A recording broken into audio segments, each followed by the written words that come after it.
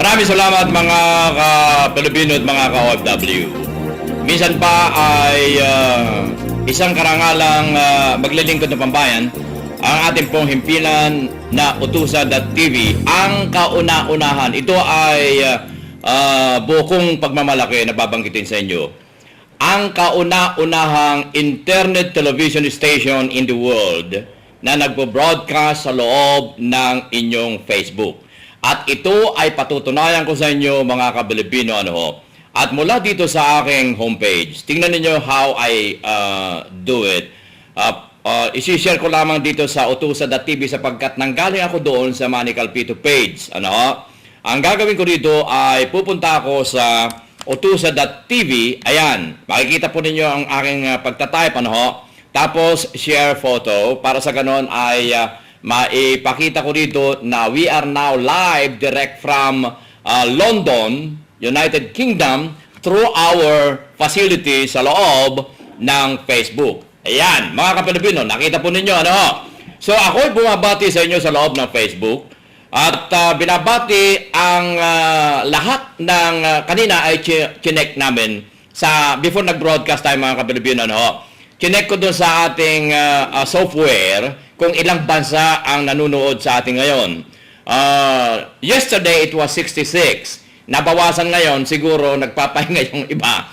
Naging 57 countries. 57 countries ang naka-on ang kanilang mga computer na nanonood sa atin ngayon. At hindi ko sinasabi na lahat ng bansang yan ay nanonood sa atin. No. Maaring isang OFW doon sa isang bansa, o maaring 100,000 doon sa isang bansa, o 10,000 yung isang bansa, mga ka-Pilipino, ang report ay 57 countries ang nanonood sa atin ngayon. Kaya, mga OFW na nanonood sa atin ngayon, na kinabibilangan ng 57 countries, ipinaabot ko ang aking pangumusta. Ang aking pinaabot sa inyo, sana ay nasa mabuti kayong kalagayan lahat. At kung sakaling mayroon man kayong karamdaman, ito at tanggapin ninyo ang aking personal na dalangin na sana iigin na kayo sa inyong mga karamdaman upang manumbalik ang dati po ninyong kalusugan. Mga ka-Pilipino, direct from our studio, dito po sa tabi ng DreamWorks production na pag-aaral ni Steven Spielberg, katabi ng Channel 7 ng Los Angeles, isa sa number 1 TV station dito, at mga paligid po namin properties ng Disneyland, ang pinakabahay kubong studio, ang Utusan.tv. Kayo ay ipapasyal ko direktamente from here sa Capital Entertainment of the World, Hollywood. Punta tayo sa United Kingdom, sa London, na naroon si Rocky Munzon, lalong kilala sa Facebook, sa katauhan ni Lloyda Liza Munzon Cortez. Magandang hapon at magandang gabi diyan, Rocky Munzon. Magandang gabi po, Kuya Manny, at saka sa lahat ng OFW sa iba't ibang lugar. Magandang gabi din po sa kanila. Isang karangalan na ikaw ay makakaugnay ng ating himpilan, Utusan.tv, sapagkat gusto kong yung mga katulad ninyo na napakagandang halimbawang dapat nasundan ng inyong mga yakap at yapak, ay tututukan ng paningin para sa ganon ay ating iibandilat, ibantayog ang inyong mga ginagawa. Gusto kong magkaroon ng kaunting background. Ikaw ay nasaan ngayon? Andito po ako sa United Kingdom, sa England. Sa England? Saan dyan sa England? Malaki ang England. London o... Sa London po, United Kingdom. Nasa London. Okay. Ano ang trabaho mo diyan, Rocky? Hindi ko po kayo marinig. Hindi mo ako marinig. Diyan sa telepono mo ako pakikinggan. Sa telepono nga po, napuputol. Pero ikaw ay tuloy-tuloy ang dating mo dito sa akin. Napakaliwanag ang dating mo dito sa akin. Kaya just go ahead kung halimbawa man medyo putol-putol lang inaakala mo, pero on the air dito sa ating broadcast ay napakalinaw. You're coming in 5x5.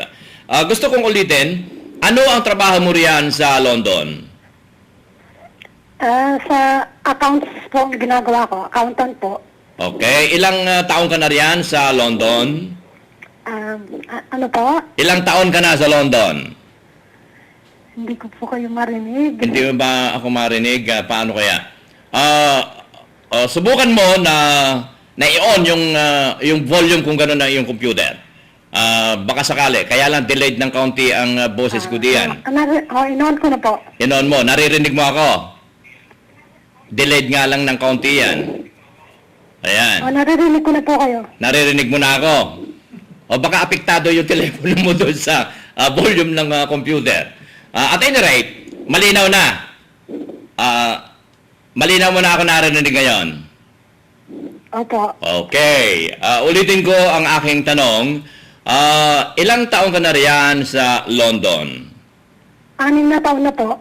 Ayun. Pwede bang malaman kung saan ka galing sa Pilipinas or pwede mo sabihin or not? Hindi ko po marinig. Hindi mo gaano marinig. Okay.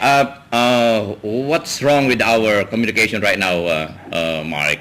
Our engineering. Wala ano po, ako ang katrabaho dito bilang accountant. Tapos ako po ay nagsimulang magtrabaho dito from 2006 hanggang sa ngayon. Magtungo tayo dito sa iyong napakagandang adhikain. Itong itinayo mong grupo na OFW, Proudly Pinoy, OPP. Kailan mo ito binuo? Bali po yung OPP, binuo ko po yan after ng presidential election noong pong 2010 Mhm. hanggang sa ngayon. So after po ng election, kasi po nag-mobilize kami ng support noon during that time ng campaign ni Noynoy Aquino. Mhm. So after po nung nanalo na, kinreate ko po yung OPP para merong place na mag-i-interact yung bawat OFW from different places po. Mhm. So, you created this 2010. Opo. Ilan na lahat ang miyembro mo ngayon? Almost 40,000 na po. 39,000 plus.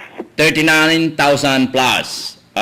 At ito ay mga aktibong lahat at ako'y nagagalak sapagkat isipin ninyo mga Kapilipino, ang nare-reach out natin ay napakarami na mga OFWs. Naririnig na nila ngayon. Hindi ko naman sinasabi na noon na hindi nila naririnig, dahil nga lamang ang ating himpilang ito sapagkat ito ay internet. Hindi tayo katulad ng mga ibang channels dyan na magbabayad ka or whatsoever, dito ay basta't meron kang internet, marireach out po natin. Isipin na lamang ninyo, 57 countries ang nanonood sa atin ngayon. So, ako'y nagagalak sapagkat ang inyong mga lamentations ngayon, ang inyong pagtulong, ang nakakahuwarang mga gawain ay nai-on the air natin sa kahit na paano dito sa aking himpilan. At dito sa iyong grupong ito na umaabot na sa mahigit na 39,000, paano mo ito mina-monitor? Paano ninyo ito na-activate? Paano ninyo ito pinagagalaw? At paano ninyo ito na buong-buo ang inyong pagsasamahan? Bali po, yung OPP, may mga administrators po ako dyan na kinuha sa iba't ibang lugar. Para kasi po, siyempre, yung iba may trabaho. So, dapat may nagbabantay doon sa grupo namin. Para kung meron pang mga may problema din, na nais nila ng opinion ng mga membro at opinion din namin, na susolusyonan po namin kagad. Kaya po yan, 24 hours. So, kadalasan po, yung mga may problema, nagme-message po sila sa akin o dun sa grupo namin, sasabihin nila sa akin, Manitan, mayroong problema sa ganito, sa ganyan. So, gagawin ko po yun ng action para matugunan yung problema ng ibang OFW. So, sa iba't ibang dako ng mundo, ay meron kayong admin, ganon?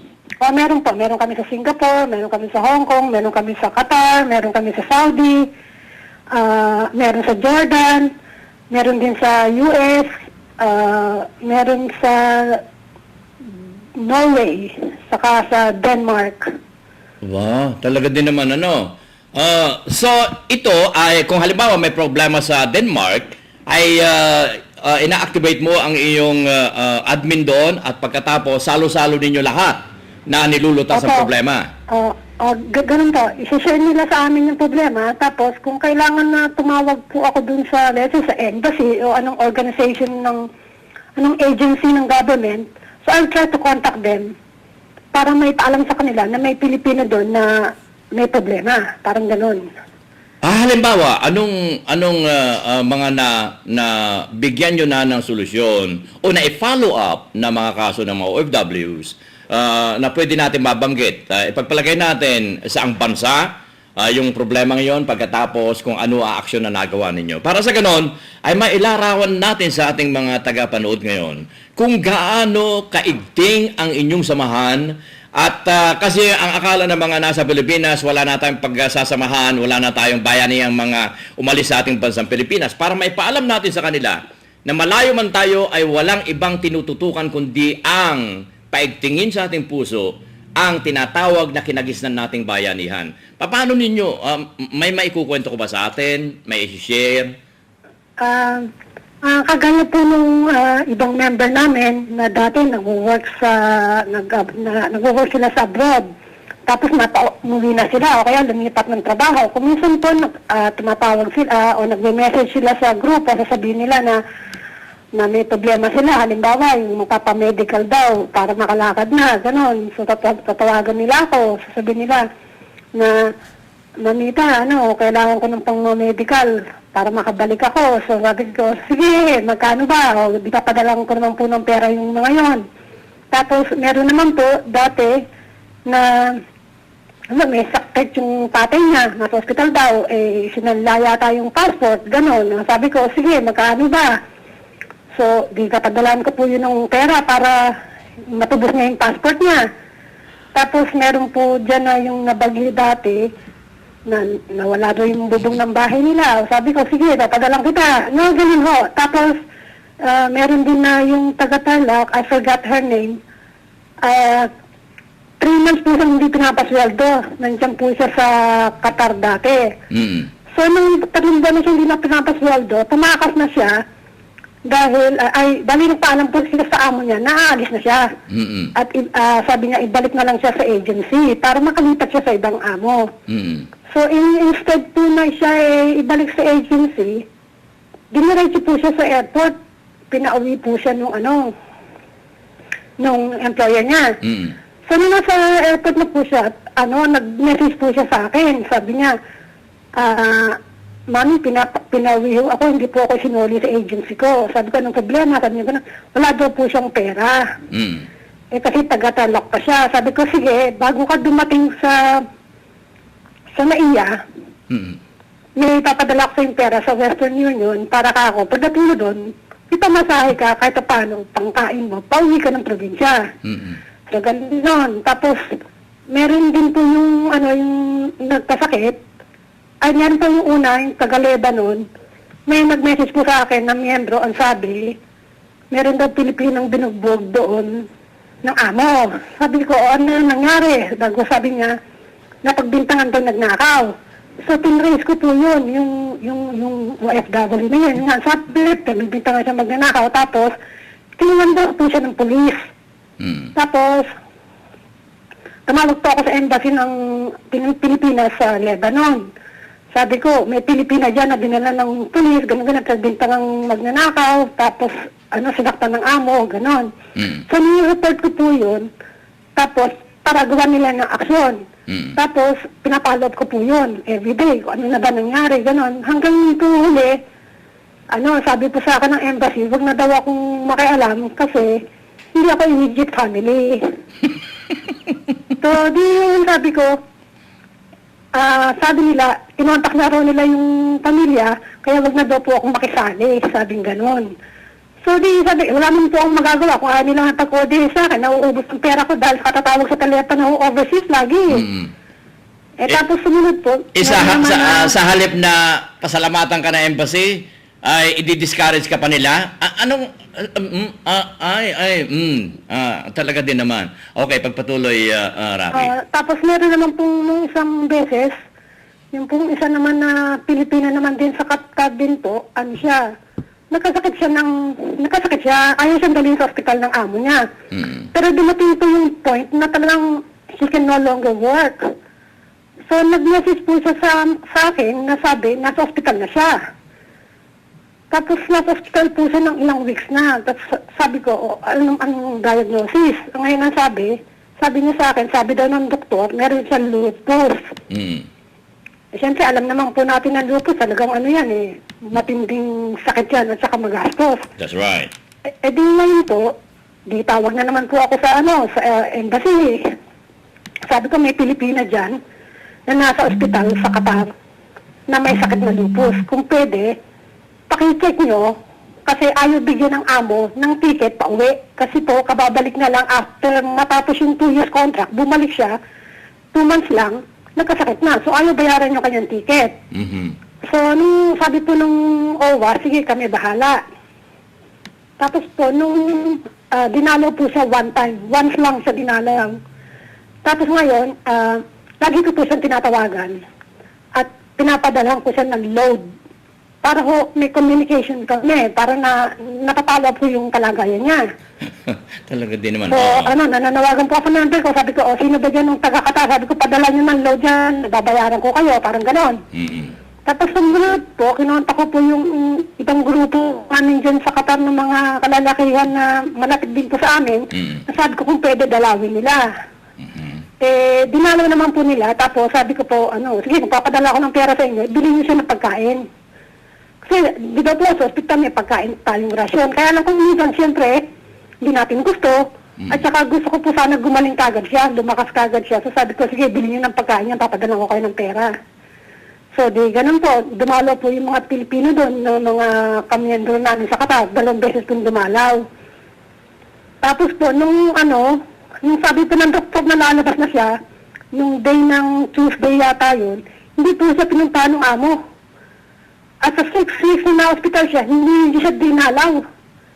Tapos ngayon po, nung lalabas siya nung Tuesday, ang sabi ng doktor, ba't nandito ka pa? Sabi niya, wala daw sumundo sa kanya. So, sumunod po, hindi muna siya lumabas. Tapos, nag-stay pa siya doon. Tapos, nung dumating yung amo niya, ay, dali yung driver lang po inutusan, hindi yung amo ang pumunta. Akala niya po, siya dadalhin muna sa bahay para bago umuwi kasi yung gamit niya. Yung pala, yung gamit niya, nasa sasakyan na, diniretso niya siya sa airport, galing sa ospital. Nanghihina po yung bata. Tapos may tinawagan ko po ngayon yung embassy ulit. Sabi ko, yung bata ako, uuwi ngayon, hindi niya alam na siya yung uwi. Baka pwede alalayan niya sa airport kasi galing ospital, nanghihina yung bata. Saka wala kasing dalang gamot, bawal siyang mawala ng gamot. Sabi nila, wala na kami magagawa dyan kasi nasa airport na siya. Saka yung gamot, hindi kami pwedeng bumili, kailangan may reseta. Yung mga ganung alibay. Di ngayon po, yung bata, habang nasa airport siya, umiiyak nga po sa akin. Sabi ko, sige, wag ka maglala, ako bahala, ganyan. So, tawagan ko po yung pamilya niya sa Zamboanga. Sabi ko sa nanay niya, wag kayong magalala, kahit anong mangyari, yung huli namin yan. Sabi ko, gano'n sa kanya. So, nung manila po yung si Sarah, sinundo po siya ng isang kaibigan ko din at kagrupo din na pagdating na po doon, binigyan na po namin siya ng pera. Para pang tagamot niya. Sinundo naman po siya ng OWA. Pag sundo po sa kanya ng OWA, andun po siya ng Friday, ang punta niya po ng Zamboanga is Sunday morning. Ngayon po siya po, galing siya sa ospital, ang haba pa ng binyahe. Sabado pa lang ng gabi, hinatid na siya sa airport, sa domestic. Ang flight niya, alas 5 pa ng umaga. Kasi daw ang dahilan nila, walang mag-aatid sa kanya kasi linggo walang pasok. Ano po ba yan? Ganun ba ho tinatrato mga bagong bayani ko, no? Yeah. Tapos sabi, ganun na nangyari. Kahit po isang biogesic o kahit isang aspirin, kahit lason, wala silang binigay para kay Sarah. Samantalang alam nila na yung bata bayad ng kanyang charges, lahat ng OWA, bayad niyan lahat. Yung biogesic wala silang binigay. Ngayon sabi ko, pumunta ka, sabihin mo, ganito, ganyan. Kasi po, nakalagay naman sa website nila, di ba? May mga medical benefits. May mga healthcare, disability. Yan yun, nasa website ng ng OWA, pag member ka. Eh, kaso po, wala pang binigay sa kanya. Sabi po sa kanya, ay hindi ka pwedeng kumuha ng disability. Kasi hindi ka naman disabled. Ang sakit po ng bata, lupus, hindi na po pwedeng magtrabaho. Ang disability daw para sa mga napilay, nabulag, at naputulan ng paa. Eh, sabi ko nga po dun sa, nung tumawag po ako sa OWA, pambihira naman ako yung disability na sinasabi niyo. Kapag internal organs daw, hindi kasali. Ano, kailangan baka akong maputulan ng paa, matanggalan ng mata para makakuha ng disability. Sabi ko, kahit anong dictionary basahin ko, ang disability is, yung hindi ka not-capable to work. Walang sinasabi na kailangan maging bulag ka, pipi ka, o pilay ka. Ngayon po, sinusulat po ako sa mga ibang sinusulat po ako sa ibang mga politiko, ganyan-ganyan. May nakausap ko, sabi, wala daw magagawa, ganun talaga policy ng OWA. Hindi po pwede yung ganun. Talagang, pumunta ka ng PCSO, nakakuha naman po sa PCSO, tapos meron din po akong kaibigan, mga taga-Australia, nagpadala sa kanya ng pera. Meron akong kaibigan sa Nobel, nagpadala din sa kanya ng pera. Kumbaga ang sa akin po, personal na lang. Wala naman po kami pondo sa grupo namin. Basta pag may maitutulong akong personal kong pera, sige, padala. Bago ilalapit ko sa mga kaibigan, kung sino may pera, ganun din. So yung mga ganung bagay na, yung mga website na yan, kaya nga po nagagalit ako. Dahil sabi ko, yung website ng OWA Comics. Kasi wala namang katuturan eh. Pag binasa niyo, sabi, medical, healthcare, education, training. Wala, drawing lang. yan nga ang nagagalak ako. Dahil ang katulad ninyo, isipin ninyo, dukutan ng bulsa, sarili at personal na pera, yan ay inyong pinaghirapan dyan sa malayong lugar, iniwanan ng ating bansa, naghahanap buhay. Isinishare ninyo sa mga ka-OFW natin na naghihirap na may kailangan ng ating asiste. Nasa ng ating gobyerno na sana ay kakalinga sa atin na kung dumating ang ating mga remittances, ang sasabihin, makabagong bayani ng lahing Pilipino ang mga OFW. Mangisay kayo riyan, mga politiko. Yun nga po. Mahiya-hiya sila. Yeah. Meron po, yung 19 na stranded dyan sa Al-Juf sa Saudi Arabia. Ito ba yung nasa picture? Opo, yung 19 yan. Sige. 19. Sila po, sinasaktan at tinatakot, tinututukan ng baril ng kanilang amo. Kaya po sila umalis sa trabaho. Kasi nga pa, tinututukan sila. Meron pong pangyayari na dalawang po sila dati. Yung isa, hinubara na ng damit, dinala na sa desyerto. So, siyempre, paano po sila nag-alala na baka anong mangyari. Nasa content pa sa kamalis, sinasaktan sila. So, nag-alisan sila. Ngayon, yung pong 19, kinutkut po sila ng samahan ng Sampilak. Yung samahan ng mga Pilipino sa Al-Juf na pinamumunuan ni Miss Mila Lapus. So, po sila nakikita na ngayon 19. Ngayon po, mula po February, hindi po nila nakasap kong pamilya nila kasi siyempre wala na pong pera, ganun. O tapos, ang nangyari po, binigyan yata po sila ng 2 sakong bigas ng OWA kasi nadagport na po ng labor, sabi, demanda daw. Nung nagdemanda po sila, pinalabasan ng kaso, sila pa magbabayad dun sa sa employer. Kasi sa nagastos nung dinala sila sa Saudi Arabia. So, imbes na ma-compensate sila pa ngayon maglulungta. Kaya nun po, stranded lahat. Imbes na makauwi pa, marami ang paproblemahin. Ngayon, magbabayad pa sa employer ang bawat isa. Anong sabi ng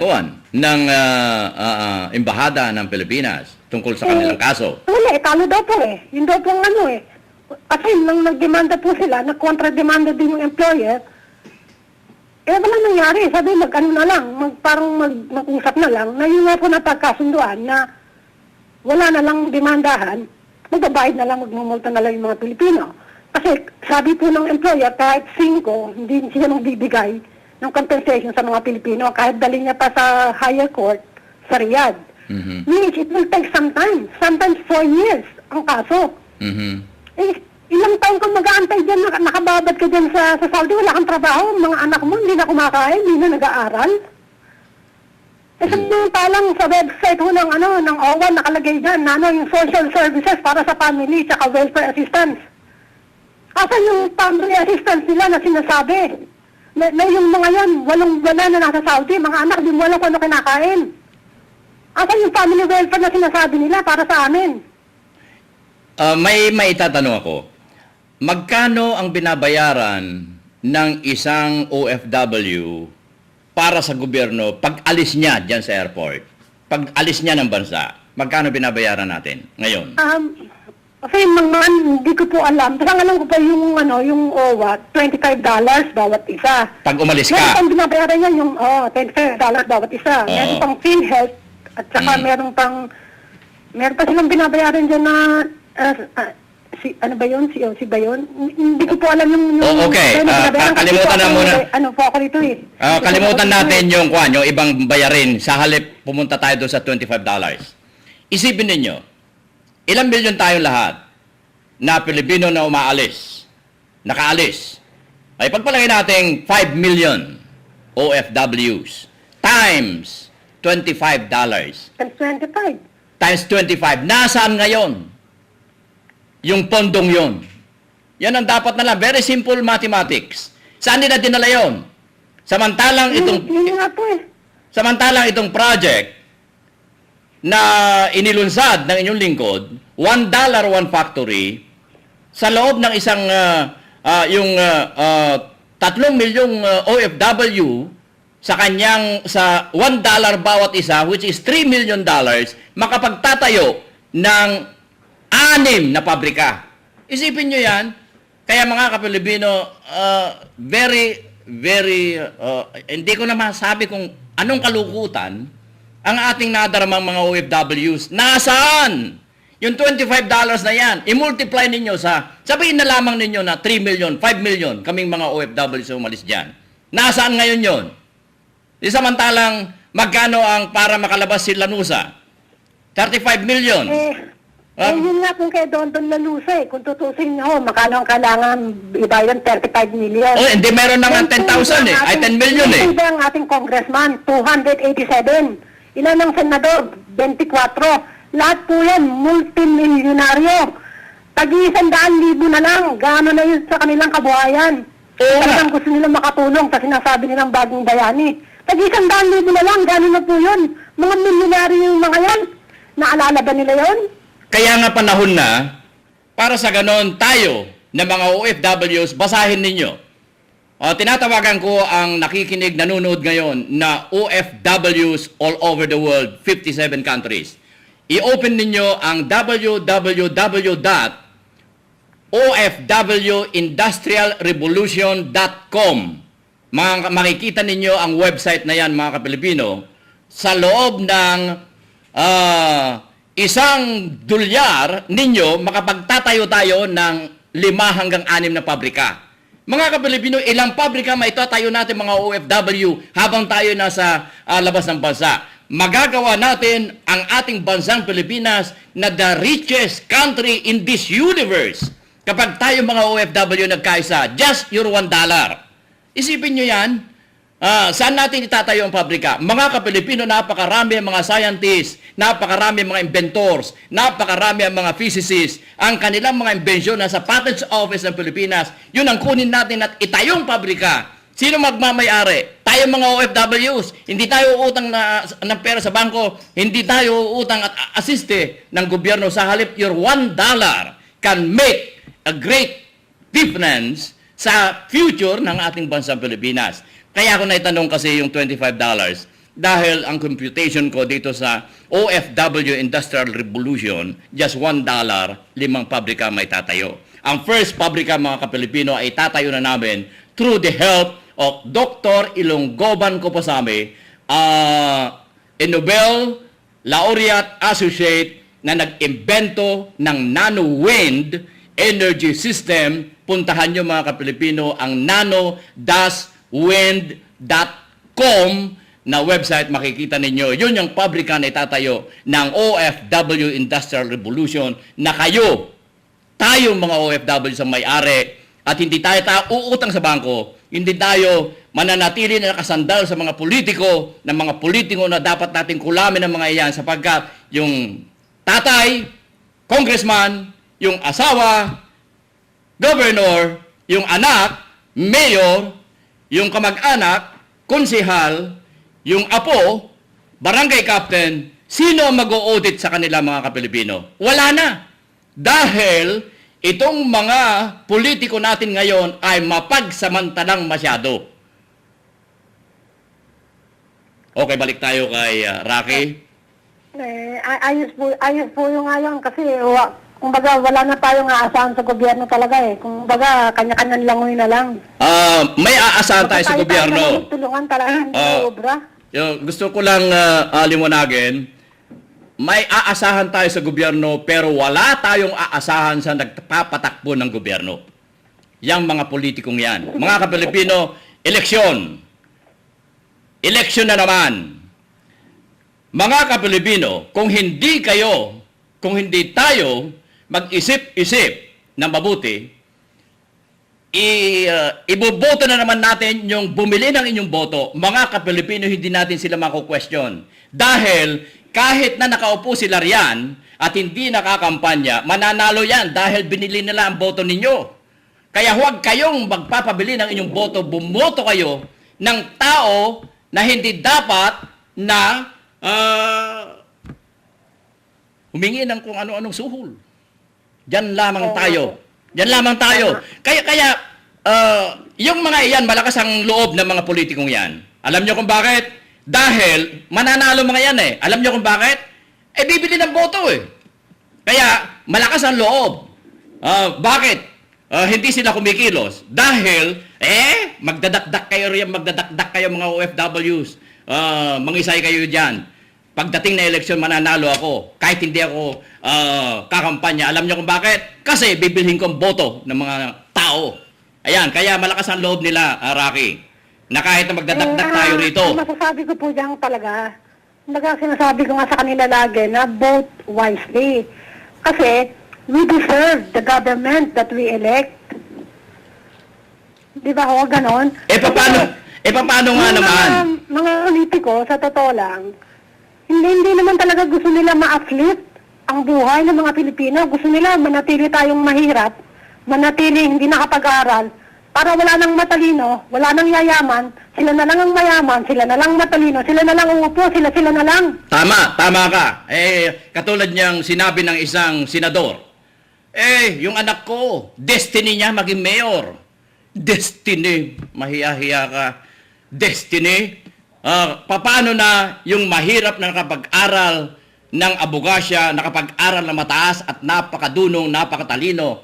Ano na mangyayari doon? Kung kandidato mo, yung anak mo, dahil sa senador ka at mayroon kang pera na pamumuhunan para pangangampanya, pambili ng boto. Mga kapilipino, panahon na. Para sa ganon, itong mga politikong yan, hindi sila ang dapat natin saluduhan. Sila dapat sumaludo sa atin sapagkat tayo nagluluklok sa kanila para sumweldo ng milyong-milyong halaga. Nariyan nga. Wala akong no name, pero meron diyang hipag ng ni Tilpulano Tamparurong, hindi ko sinasabing buksingero, kakandidato na. Nariyan yung singer. Kakandidato na, nariyan ang announcer, kakandidato na, nariyan yung mga kapilipino, yan ang mga mapagsamantala sapagkat sinasamantala nila ang pagiging popular. Yan ang mga mapagsamantala. See?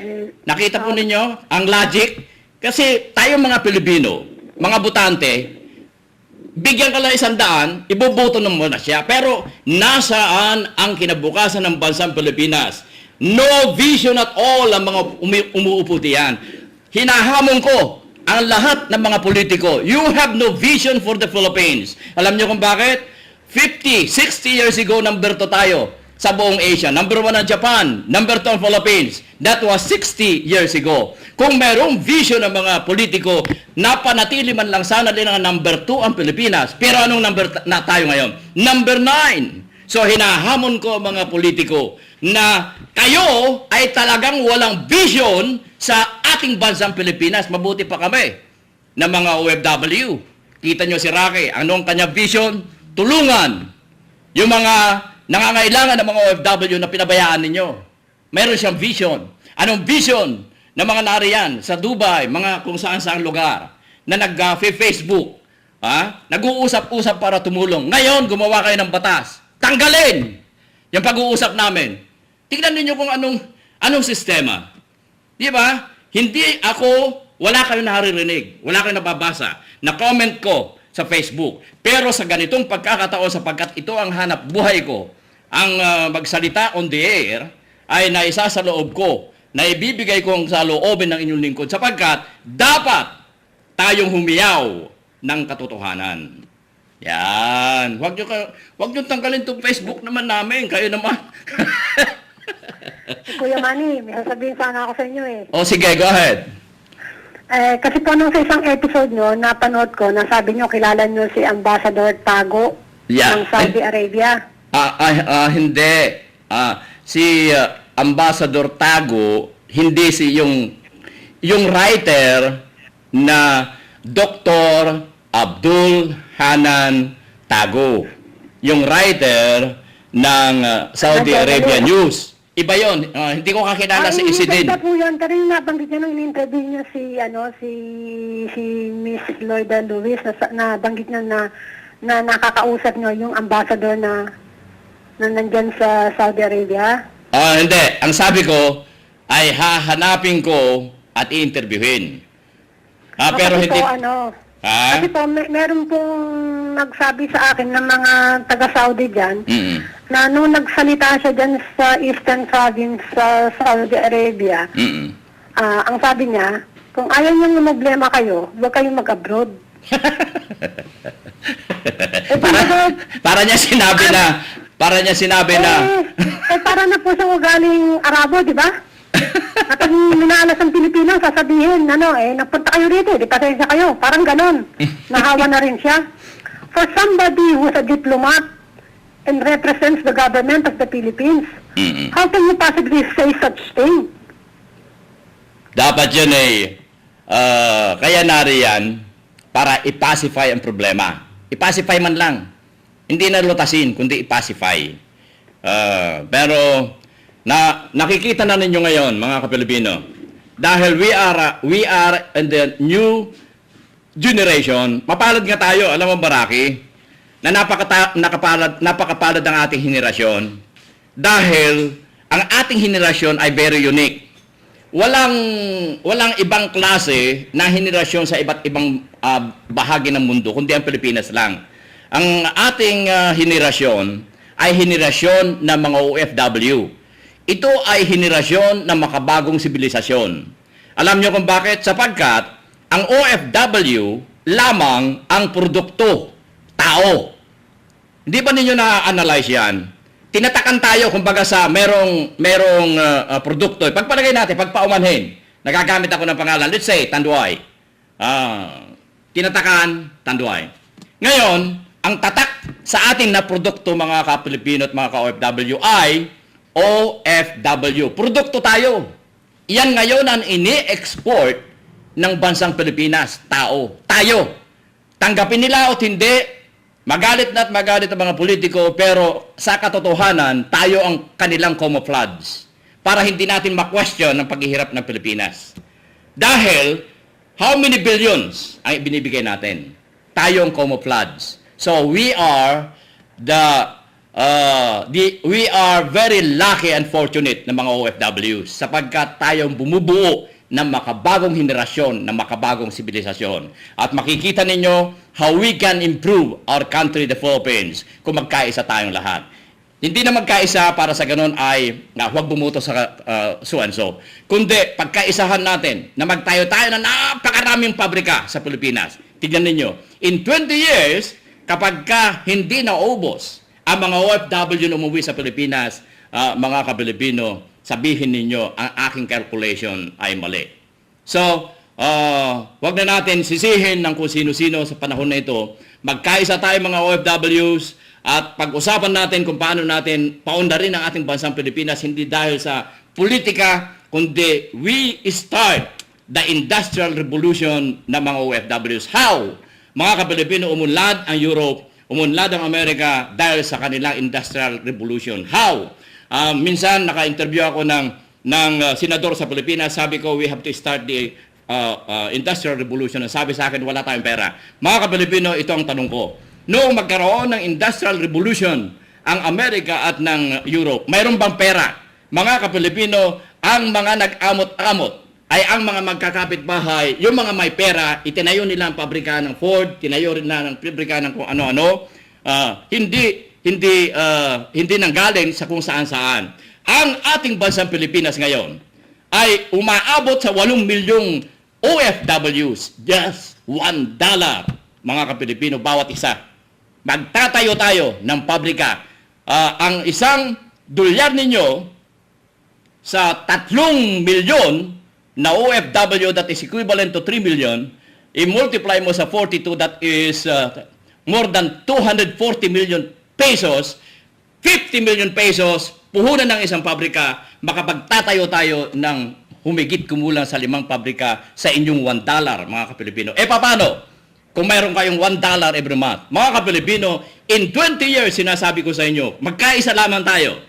Saan manggagaling ang itatayo natin pabrika? Manggagaling doon sa mga imbensyon ng mga Pilipino na naka-imbak sa Patents Office ng Pilipinas. Hindi tayo magagawa ng pabrika na manggagaling sa ibang bansa ang mga imbensyon. Imbensyon ng mga Pilipino gagawin natin. Paano? Ipa-evaluate natin sa mga accountant, battery of accountants, kung ito ay feasible na kumita. Mga Kapilipino, yan ang ating itatayong pabrika. Pabrika ng toothpick, pabrika ng panyo, pabrika ng kung ano-ano, mga Kapilipino. Sa halip na bawat kanto magtayo tayo ng sari-sari store, magtayo tayo ng pabrika, mga Kapilipino, tingnan ninyo. Sino magtatayo nito? Mga OFW, because of their $1. Tingnan ninyo, very simple. Okay. Balikan natin. Dinagdagan ko kasi yung lamentation mo, Rocky, dahil naramdaman ko how ang feelings mo, dahil isipin mo, dinudukot mo na sa bulsa mo lahat ng iyong itinutulong. Di ba? Bali po mong money kasi, kahit personal kong pera yung ibang tinutulong ko, ang katwiran ko maswerte ako kaysa dun sa iba. Na hindi ako napunta sa ganung kalagayan at ganung bansa na napadparan nila. So, in return, sa pasasalamat ko sa mga blessings, I try to share it sa iba na hindi pinalad ng hagaya ko. Mm-hmm. Yun na lang po yung kinakatwiran ko na lang. So, magbalik tayo dito sa iyong grupo. Itong grupo mong ito ay hindi katulad ng mga association ng Rotary Club, Lions Club, o so and so na mga club na mayroon silang pondo, di ba? Itong grupo na itinayo mo, ang inyong puhunan ay ang inyong pagkakaisa, right? Ay, wala po kaming puhunan. Kumbaga, personal kong gastos po yun. Kaya ang inyong puhunan ay pagkakaisa, hindi pera. Oo, opo, yun. Pagkakaisa nga. Kakatulungan lang. Tsaka kung sino po yung member ng... Pag nag-post po ako doon ng, yung kasama natin, may problema ganito, may mag-message na po sa akin na, Mami, gusto kong tumulong. Sabi ko, eto yung pangalan ng biktima, eto yung address, eto yung bangko, o Western Union nyo. Kumbaga, pinapadiretso ko na sa kanya sa kung sino man yung victim. Pinapadiretso ko na kasi ayoko po kasing maghahawak ng pera Allergic ako dyan Oo. Talagang ang pera, kapag pinag-uusapan ng pera, napakahirap. Napakahirap. So, mga Kapilipino, ako'y nagagalak sapagkat at least narinig po ninyo kung papaano ang rubdub at tibay ng bayanihan sa puso ni Rocky Monzon. Siya ang creator, mga Kapilipino. Ang tawag po namin sa Facebook, creator, yun yung founder ng isang grupo. So, isipin ninyo, yung mga ibang grupo may miyembro ng 110,000, 250,000, 39,000, 1,000. Mga Kapilipino, ang lahat ng yan ay mga OFWs. Nag-uusap-usap po kami through Facebook sapagkat napaka-advance, napakamura, wala namang bayad para sa ganun magkatulungan ang bawat isa. So, huwag ninyo nang ipagkait sa amin ang Facebook sapagkat tayo ay nasa makabagong panahon. Ang hiling ko lamang ay ito. Okay? Sa mga gumagamit ng Facebook, ito ang aking hiling lamang sa inyo. Huwag kayong magsusulat sa Facebook ng nakakasama ng loob o yung masamang salita. Sabihin ko na lamang, yung masamang salita sa inyong kapwa. Para sa ganun hindi kayo ma-libel. Para sa ganun hindi na nila ipipilit pa yung cybercrime na lang. Kundi, gamitin na lang natin na, gusto kitang kulamin eh. May masama ba ron? Katulad ng sinasabi ko, kukulamin ko na itong mga politiko na ito. Kung idimanda nila, ikaw pala Kalpito ay mangkukulam. Oo, mangkukulam ako dahil yan ang aking Kalpitoniski language, mangkok ulam. Pinagsama ko yung mangkok at ulam. Anong masama noon? Ako po, kung pag napasa na po yung cybercrime law, malamang nasa number 1 list ako. Huwag lamang tayo na magbibitiw ng masamang salita, yung mga pagmumura, yung hindi admitted sa ating society. Huwag lamang kayong gumamit noon. Nakita niyo mga kabalibino, nabasa niyo na ang aking mga post. Galit man ako, hindi ako nagbibitiw ng mga salita na nakakasama sa loob ng iba. Nagsasalita ko, ikaw walang ginagawa na politiko, pero hindi ko sila binabastos, mga kapalibino. Dahil kailangan din natin silang galangin dahil tao sila. Pero sabihin natin ang kanilang kamalian in a nice way. Kundi, talagang isa-cyber law tayo. Ganun po ba yun? Dapat igalang sila kasi tao sila. Hindi. Kung sino po ay tao, hindi sila kikilos ng ganyan, na walang pakialam sa kapwa nila. Kaya ang return natin dyan ay ganito. Ang ating return ay ganito. Huwag na natin butohan yung mga mapagsamantala. Sino itong mga mapagsamantala? Okay, yung artista, yung singer, buksingero, milyonaryo, maganda, pretty girl, pretty boy. Ano magagawa ng mga iyan? Kung babayaran kayo, mga kabalibino, para iboto ninyo sila, please, tumawag na lamang kayo kay Rocky Monzon at humingi ng pambili ng sigarilyo. Makakatulong po kami niyan. Kaya pakiusap ko yun. Huwag kayo maniniwala sa mga pambobola nila na yung anak ko kakandidatong mayor dahil destiny niya yan. Anak siya ng senador, anak siya ng mayor, anak siya ng... Pambihira naman. Sino mag-a-audit sa kanila? Meron akong alam na lugar. Ang Mrs. Congressman. Ang Mr. Mag-asawa to Governor. Senador. Ang mayor, anak sa isang probinsya. Sino ngayon mag-a-audit sa kanila? Sagutin mo ako, Rocky. Sipin nyo yan. That's why. Parang sa amin din. Yung asawa, congressman. Ang asawa, senador. Ang kapatid, mayor. Ngayon, ang anak tatakbong vice governor. Dahil destiny daw. Destiny. Para sa akin, yung kanilang vocabularyong destiny sa Kalpitoniski, yun ang density. Okay. Maraming salamat. Hindi lamang ito ang ating pag-uusap, Rocky Monzon. Facebook name, Loida Lisa Monzon Cortez. Nagagalak ako dahil at least sa ating pag-uusap ay narinig ng 57 countries, mga OFWs, ang ating napag-usapang napakahalaga na dapat nilang i-assimilate. Dapat nila itong buuin sa kanilang isipan.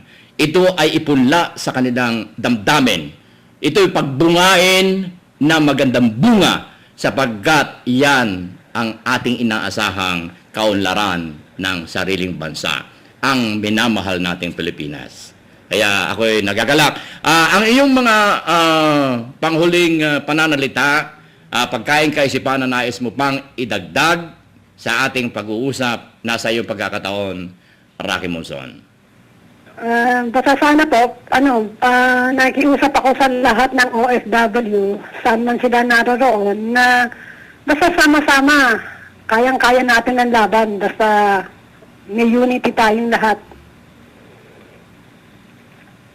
That's right. Okay, mga kabalibino, Ang inyo pong napakinggan, direkta mula sa London, United Kingdom. Ang inyong lingkod mula naman dito sa Los Angeles, California. Ako'y labis-labis na nagpapasalamat sa inyong patuloy na pagsubaybay sa ating mga usapan sapagkat dito natin mapupulot ang ating buhay-buhay na dapat nating paunlarin, mga Kapilipino. Ang inyong kaulaya sa hirap at ginhawa, Kuya Manny Calpito po, nag-iiwan ng pagkain kaisipan. Ang utang na loob ay hindi dapat nabayaran, sa halip ito ay pasa. Sa inyong lahat, maraming salamat at mabuhay. Operation Tulong USA.